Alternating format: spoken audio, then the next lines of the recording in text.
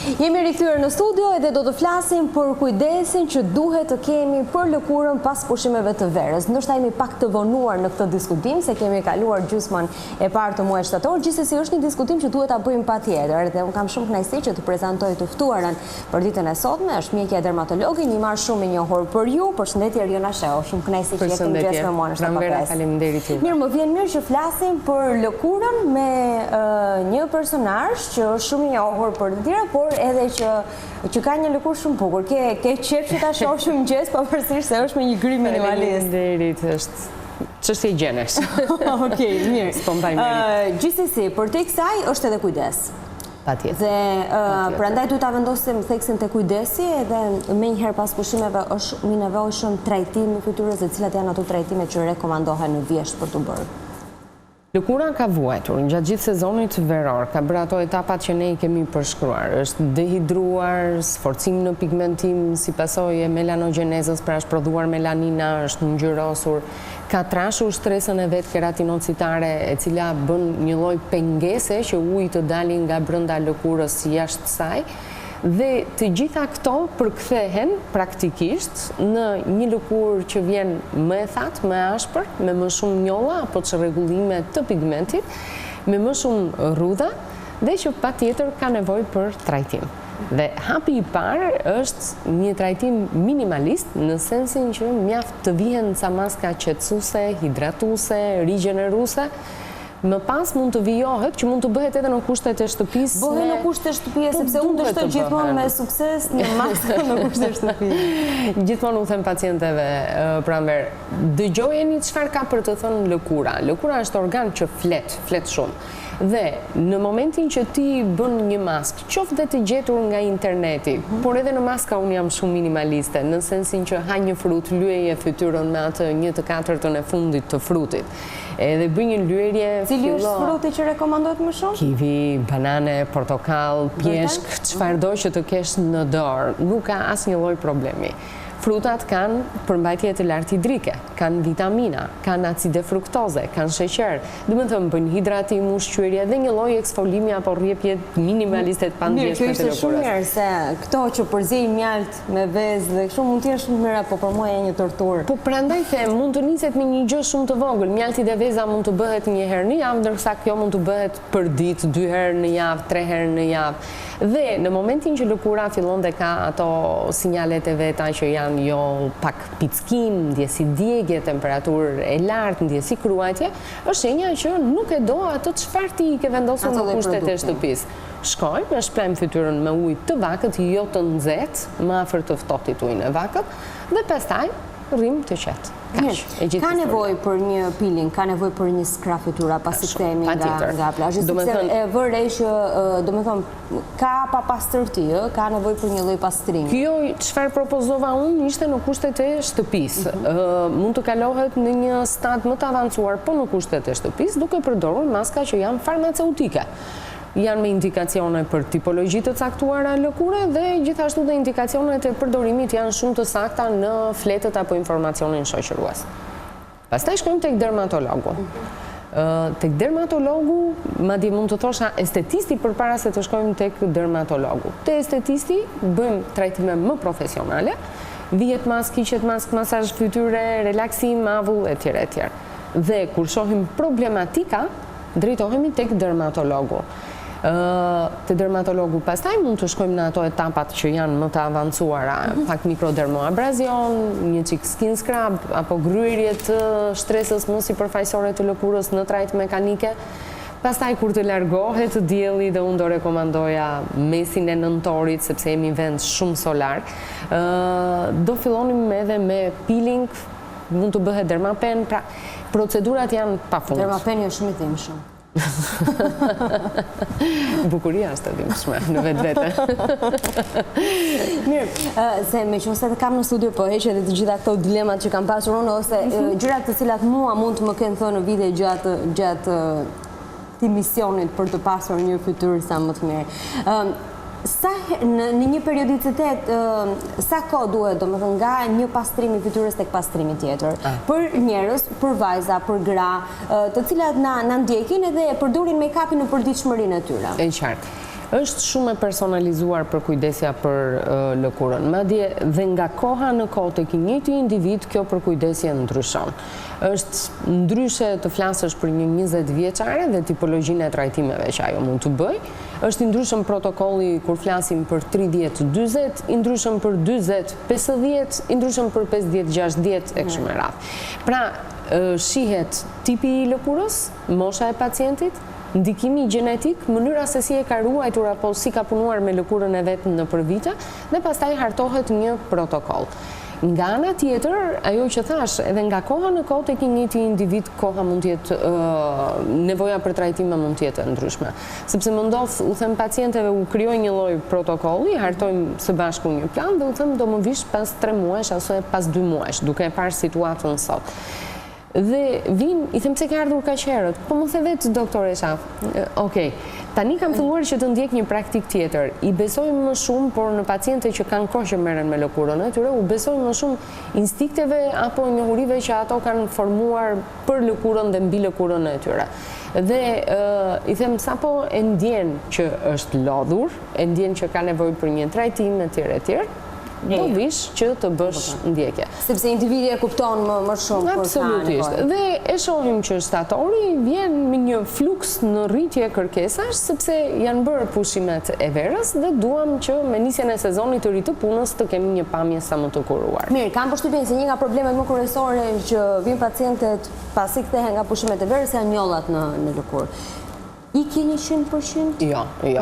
Është abuzive, do më thënë që të premtosh, por edhe të kërkosh nga profesionistët që të ikin 100%. Gjithmonë pacienti do më të mirën për veten. Edhe ne duam më të mirën për pacientët. Duhen kohë për të bërë? Ti spjegoj unë. Do më thënë, duam më të mirën sepse është një feedback që vjen pozitivisht edhe për ne. Por, njollat të cilat krijohen si pasojë e ekspozimit në diell, ato njollat kafe apo melazmat, në rastin më të mirë janë deri në 80% të rekuperueshme. Pra po them në rastin më të mirë. Nga ana tjetër, ajo që u them gjithmonë pacientëve, probabiliteti apo rreziku që të përsëriten po bëre një herë njolla është gjithmonë shumë i lartë. Gjithashtu nga ana tjetër ofrohet mbrojtja, e cila ka ndryshuar me kohën. Përpara 3 vjetëve u thoshim pacienteve vëreni kremin e diellit në fytyrë çdo 2 orë. Pastaj e bëm çdo 90 minuta, eksakt, ti tund kokën për çdo 2 orë. Okej, në Parim po, kush e vendos çdo 2 orë? Dhe tani u themi çdo 60 minuta që të krijohet mbrojtje ideale.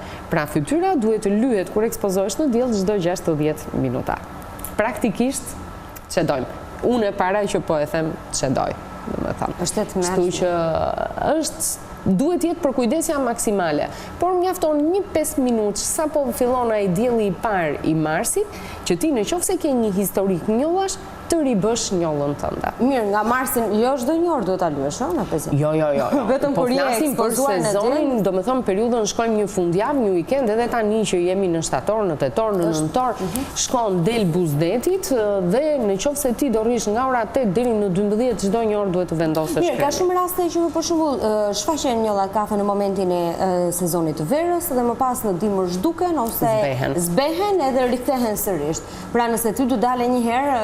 Absolutisht. Do më thonë, një individ në qoftë se bën një herë njolla, varet shumë nga tipologjia e lëkurës, nga ngjyrimi që ti ke, kemi ato klasifikimet tona, përgjithsisht grupi 2 dhe i 3 janë viktima të njollave, i bëjnë jashtëzakonisht shumë, por në qoftë se bën një herë është e padiskutueshme që ke predispozit, mjekësia nuk ka parashikime, ke predispozit që të bësh njolla. Do mbrohesh maksimalisht gjatë gjithë jetës tënde.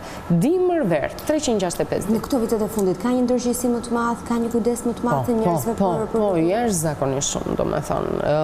Dhe në fillim filloi që të kërkohej informacionin përmes internetit. Tani ajo çfarë më vjen mirë mua në kontaktin e përditshëm është që kanë filluar njerëzit t'i largohen sërish internetit sepse u lodhën duke u ngatruar aty, duke u traumatizuar, duke u çoroditur dhe vinë kërkojnë këshill profesionale.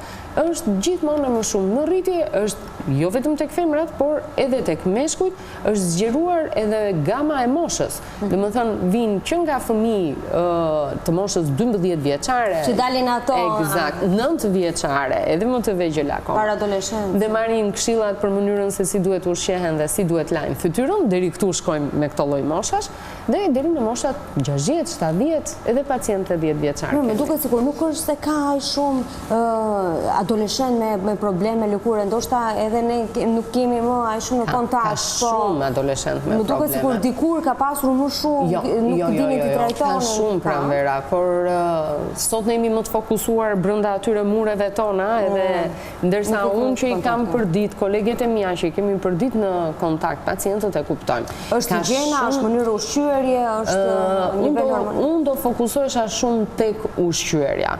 Shumë fare tek ushqyerja. Kur flitet për problemet e akneve sidomos, e para nuk është njëherë problem adoleshentësh, për mund ta ketë çdo lloj moshe, por sidomos tek adoleshentët i mëshoj dietës në mënyrë kategorike. Ne kemi hartuar në klinikë edhe një dietë përjashtuese, pra kemi hequr të gjithë ushqimet të cilat rrisin probabilitetin e krijimit të aknes, dhe me një larje me produkt farmaceutik dhe me një dietë shumë të mirë, na ecim pacientët adoleshent jashtë zakonisht mirë, s'kemi nevojë fare as të japim antibiotik, as ta zgjerojmë në dhënje kremrash, trajtimin apo në dhënje produktesh të tjera. Pra, kjo tregon që dieta është shumë e rëndësishme. Tani që është rritur të ndërgjegjësimi, ka dhe më shumë vend për abuzime, shumë qendra estetike, shumë klinika. Ka, absolutisht. Abuzimi është i jashtëzakonshëm. Problemi gjithmonë qëndron tek mungesa e kontrollit. Në momentin e parë që nuk ka një mungesë kontrolli, mungesa e kontrollit fillon që nga mjekët që ty të futen këtu, mjek të huaj, të cilët duhet të marrin licencën, duhet të marrin nga urdhri mjeku, duhet të marrin leje në Ministrinë e Shëndetësisë dhe kam përshtypjen që asnjë nuk e bën, domethënë. Të futen individ që nuk paraqesin dokumenta, nuk dihet çfarë janë, mjafton të bëhet një reklam në Instagram dhe është okay. Ti shkon që të bësh tatuazh vetullat edhe të ofron zonjusha, zonjan që punon edhe një botox. Botoxi është toksin që përdoret strictly, domethënë vetëm në duart e mjekëve. Bëjnë komplikacione me fillers, i bëjnë në qendra estetike, i bëjnë në parukeri, abuzimi është i jashtëzakonshëm. Bëjnë stomatolog të cilët nuk duhet merren fare me këtë punë, vetëm në qoftë se janë të formuar. Domethënë është skandaloze. Por nga ana tjetër, ajo çfarë shoh unë me kënaqësi është që ka filluar edhe selektiviteti. Domethënë janë bërë pacientët më pacientët shkojnë tek mjeku, kanë filluar që të heqin dorë. Nuk flas për moshat e vogla. Moshat e vogla do rendin gjithmonë janë ato budallalliqet e rinisë e hershme. Do rendin gjithmonë pas çmimit më të lirë, do shkojnë atje ku shkon shoqja, janë të tjerë element social dhe presione sociale. Ndërsa tek individët që janë të maturuar, janë të pavarur financiarisht, domethënë, bëhet ky lloj selektiviteti. Kam edhe një pyetje të fundit për ata persona të cilët kanë nishane dhe ju her pas here mjekët bëjnë thirrje gjatë sezonit të verës para që duhet të mbroni, duhet kujdeseni. Është periudhë mirë shtatore që pasi ka kaluar sezoni i verë për të kontrolluar një herë në çdo rast? Patjetër, dhe në qoftë se mjekët dermatolog u thonë që ky nishan duhet hequr, të mos hezitojnë me parimin po hoqë nishanin vdiqe. Sepse është një mendësi tmerrsisht e vjetër. Ne jemi në mes të Europës, jemi në vitin 2019 dhe të dëgjosh këtë lloj gjëje akoma është e tmerrshme. Unë kam pas raste vajzash 14 vjeçare, 13 vjeçare me melanom me nishan, që është hequr ka shpëtuar jetën. Domethënë, nëse mjeku thotë, duhet ta heqësh, nishani duhet të hiqet në mënyrë të padiskutueshme. Maksimumi që mund të ndodhi është që ai nishan të mos ketë asnjë gjë, të jetë hequr kot. Po dhe po është hequr kot nuk i ndodh asnjë gjë organizmit. Ne kemi një aksiom, të gjithë çfarë merremi me dermatoskopin, when in doubt better excise. Pra kur kemi një nishan që është i dyshim, më mira hiqe. E themi ne gjithmonë mjekët kudo me kolegët tanë, domethënë. Kjo është vetëm kur nishani është në vendet ekspozuara, përgjithsisht ndaj diellit pra nëse nishane që quhen problematik ne kemi dhe në zonat gjenitale. Domethënë u themi pacientëve kontrolloni, merrni një pasqyrë kur jeni në momente intime edhe kontrolloni veten tuaj, kontrolloni zonën gjenitale, shikoni që ka dalë një nishan apo është një nishan që po ndryshon, sidomos të zonjushat që bëjnë depilime dhe traumatizojnë zonën, domethënë, do shkosh tek mjeku dhe duhet që ta kontrollosh. Dhe janë vendet më atipike ato të cilat bëjnë nishanet më problematike, pllëmbët e duarve, midis gishtave, shputa e këmbëve, qelza. Domethënë, duhet të shikojnë, të njohin mirë lëkurën, të njohin mirë trupin e tyre. Deri në çfarë moshe mund të dalin nishanet? Në çdo moshë mund të vazhdoj. Është një alterim, le të themi, i procesit të prodhimit të melaninës. Në disa zona prodhohet më shumë, në disa prodhohet normalisht, në disa mund të prodhohet më pak. Flasim për të hequr nishanet të cilat kanë relief. Për pjesën tjetër të nishaneve, edhe ky është koncepti i gabuar pranver dhe bëre mirë që më ndërhyra. Domethënë, nuk ka rëndësi i ngritur, i pa ngritur. Nishani me pigment është nishan. Ne kemi melanom edhe në nishane që janë pa pigment, që duken të kuqe. Pra çdo lloj informacioni që është i ri në lëkurën tuaj dhe që e shikoni tani pas periudhës së plazhit duhet kontrolluar në mënyrë absolute. E kuptoj. Mirë, ishte thirrje shumë e rëndësishme, sepse duhet të ndonjëherë kur flasim për lëkurën e konsiderojmë thjesht në aspektin estetik që dukemi bukur, por është shumë e rëndësishme për shëndetin. Edhe rastet e fundit në fakt tregojnë që duhet të ketë vëmendje më madhe. Duhet të ndish. Ishte shumë kënaqësi që ishte këtu mëngjes. Faleminderit, sezon të mbarë edhe punë të mbarë. Faleminderit.